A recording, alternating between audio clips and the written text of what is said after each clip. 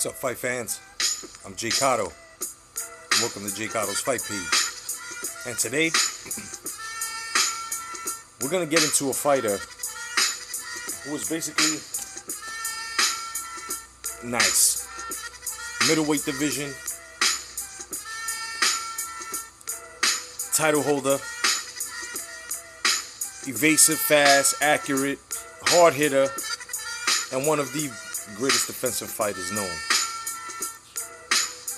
And today we look at the case of Michael second to none. Michael Nunn. Now, when Michael Nunn was fighting Iran Barkley in the first round, he used the ring wisely, and he used to make his opponents smother their own punches within his defense. Okay? He was master at slipping and countering. Always measured his opponents before landing his shots. Very strategic. Moved a lot, but never fled. Okay? Never fled. There's a big difference between yesterday's evasive fighting and today's evasive fighting. He was the epitome of hit and not get hit. And at some points, which was most, you know, he was also considered the legend hunter. You know, the rumble at the riverbanks, and the great Angelo Dundee was in his corner for this fight, and he was going up against James Tunney.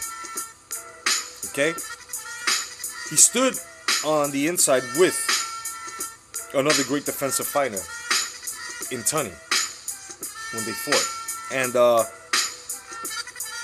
he created pockets and distance. These were two excellent defensive fighters, but Nunn was more offensive that night. But Tunney wanted to set some deer traps, because before that match, at the pressers and stuff, Tunney was saying that he was going to run. He was going to run all around the ring. So Tony wanted to set some deer traps. He said he was going to set some deer traps, and he did at some points. Michael Nunn lost to Tunney in the 11th and was handed his first loss. Okay, Nunn said he got sloppy and said that he would be back, and he came back late November 1991, same year, beating Yonker for the Super WBA middleweight title, defending all the way till 94. To then, late in 95, beating Oliver for the Super WBO. Okay? Moving on to 96, winning the light heavy NABF, then the WBC in 97. And having his last fight on December 8th, 2000, actually one of his last fights, which was December 8th, 2001, and January 23rd, 2002, was his last fight. And, you know, like I said before, there is a huge difference in yesterday's evasive fighters than today's evasive fighters. Taking risks, fighting in pockets, or in pockets for a few rounds, you know? Like I said before, Michael Nunn was the epitome of hit and not getting hit, you know? He also fought greats, you know, like John Scully, Dan Morgan, Marlon Starling, you know, Sambu Kalambe, which was 46-3. You know, Juan Domingo Roldan, who was 67-4. You know, Marcos Geraldo, which was 65-20. Donald Curry, James Tunney. You know, the list goes on. And, you know, you have to respect greats like Michael Nunn, because Michael Nunn was basically the style that most of you guys who follow Floyd are actually on, which was the hit and not get hit. The thing here is that even Michael Nunn, as to Floyd Mayweather, has to get hit in order to hit.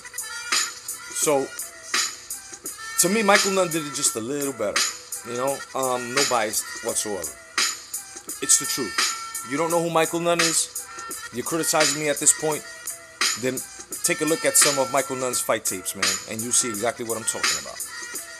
Peace to Michael Nunn. Hoping to see you soon. Hoping to get an interview on you. My brother, you're not forgotten in this sport. You were one of the best.